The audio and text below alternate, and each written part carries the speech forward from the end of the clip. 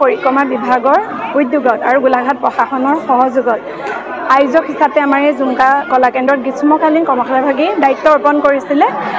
আমি এই কৰ্মশালাভাগীত নিজেও প্ৰশিক্ষক হিচাপে আছিলোঁ আৰু এই কৰ্মশালাভাগীত আমি অংকীয়া গীতৰ লগতে সত্ৰীয়া নৃত্যৰ বিভিন্ন অংশৰ ওপৰত প্ৰশিক্ষণ প্ৰদান কৰিছোঁ আৰু এই প্ৰশিক্ষণত প্ৰশিক্ষক হিচাপে আছিলে কমলাক্ষী শইকীয়া বাইদেউ অংকীয়া গীতত। মই নিজে সত্ৰীয়া নৃত্যত আৰু মোৰ সহকাৰী হিচাপে আছিলে আমাৰ বিদ্যালয়ে প্ৰাক্তন ছাত্ৰী লাইশ্বৰময়ী বৰা। আৰু এই কৰ্মশালাত আমাৰ ৬৭টা ছাত্ৰ ছাত্ৰীয়ে অংশগ্ৰহণ কৰিছে। এইটো আমাৰ সত্ৰীয়া সমাজৰ কাৰণে অতি সুখবৰ যে সত্ৰীয়া নৃত্যক গুৰুজনা সংস্কৃতিক এইদৰে আজিৰ সমাজে আদৰি লৈছে।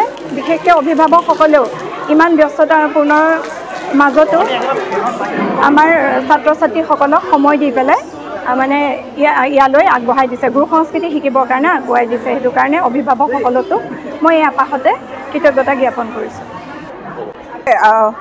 অসম চৰকাৰৰ সাংস্কৃতিক পৰিক্ৰমা বিভাগ আৰু গোলাঘাট জিলা প্ৰশাসনৰ সহযোগত গ্ৰীষ্মকালীন কৰ্মশালা অনুষ্ঠিত হৈ আছে। আমাৰ গোলাঘাট জিলাৰ ৫টা সমষ্টিতে মুঠ 10টা এনেধৰণৰ কৰ্মশালা অনুষ্ঠিত হৈছে আৰু প্ৰত্যেকটো কৰ্মশালাতে বেলেগ বেলেগ বিষয়ৰ ওপৰত কৰ্মশালা প্ৰদান কৰা হৈছে। গোলাঘাটৰ দেৰগাঁৱৰ বাপুজী মন্দিৰত অংকীয়া গীত, সত্ৰীয়া নৃত্য আৰু যোগ বিষয়ৰ কৰ্মশালা অনুষ্ঠিত হৈ আছে আৰু আজি তাৰেই অন্তিমটো দিন অৰ্থাৎ ক্লজিং চেৰিমনি।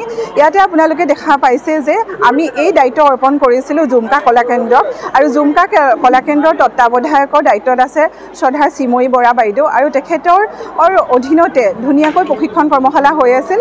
আপোনালোকে দেখা পাইছে যে তেখেতসকলে কিমান ধুনীয়াকৈ ছাত্ৰ ছাত্ৰীসকলক শিকাই বুজাই লৈ গৈছে আৰু তাৰ অংশ আপোনালোকৰ আগত ইতিমধ্যে পৰিৱেশন কৰা হৈ গৈছে আৰু তাৰ বাবে আমি তেখেতসকলক ধন্যবাদ জ্ঞাপন কৰিছোঁ আৰু অসম চৰকাৰকো ধন্যবাদ জ্ঞাপন কৰিছোঁ যে এনেধৰণৰ কৰ্মশালা অনুষ্ঠিত কৰাৰ বাবে।